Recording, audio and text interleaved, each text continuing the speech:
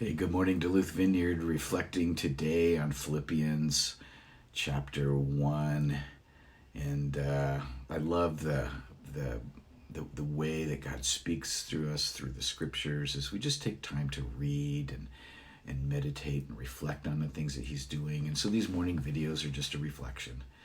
Verse 29 in Philippians chapter 1 says, For it has been granted to you on behalf of Christ not only to believe in Him, but also to suffer for Him. I love the way that the scriptures don't try to paint this like super rosy picture of what relationship with Jesus is really like, and like they let us see the way that it really is, and so we see Paul's struggle here. We see him in prison. We see in Philippi. We see God meet him there as he worshipped. We see God set him free. We see the constant persecution and stuff that's coming at him and the suffering that he goes through.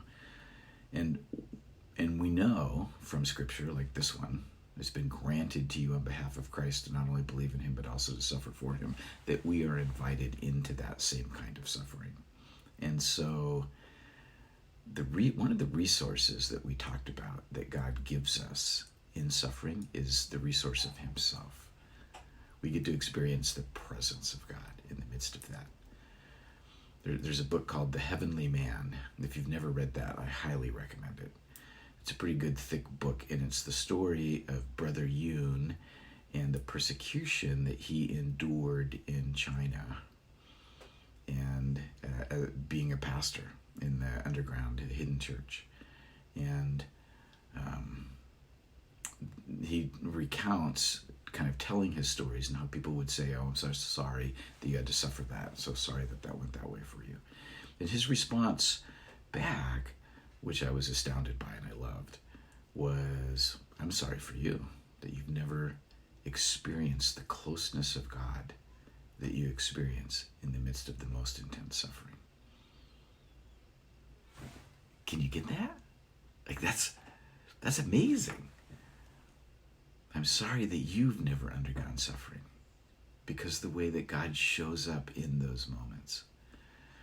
And I've noticed in myself and seen it in other people as a pastor for quite a few years that when suffering comes, people will generally tend to either really blame God and push Him away, whatever it happens to be, whether it's relational suffering or financial suffering, whether we're lonely, whether there's some sort of physical chronic conditions or pain that we're going through, some sort of medical emergencies. I've watched people push God away and blame Him for that.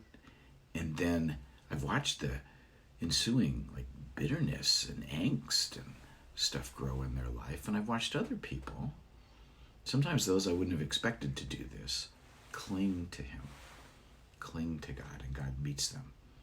And they are absolutely free to forgive, absolutely free to embrace what God's doing in their lives and the people around them, rather than shoving them away. And so God's given us incredible resources in Himself. And one of the things that helps me is to remember that God Himself stepped into our suffering. The biblical story is not super complicated, although sometimes when you're reading the Bible for the first time, it can feel that way. But God created it, and everything is the world, and everything is perfect and beautiful. And it's through our brokenness, our disassociation from Him, to try to live life on our own, that we've created the message that we currently find ourselves in on our planet. And He steps into, the Creator steps into creation and endures all the suffering of creation and the suffering that we can throw at Him on the cross to rescue us. And so whatever difficult things I happen to be going through, I often remind myself that I haven't died on any crosses. I haven't gone through what my Creator God went through to rescue me. Other people have had it a lot worse than I have. That's why I like reading biographies of men and women of the faith from the past 2,000 years. Other people have had it a lot worse than I have. And in the midst of it, God is right there with me as I don't push him away, as I cling to him.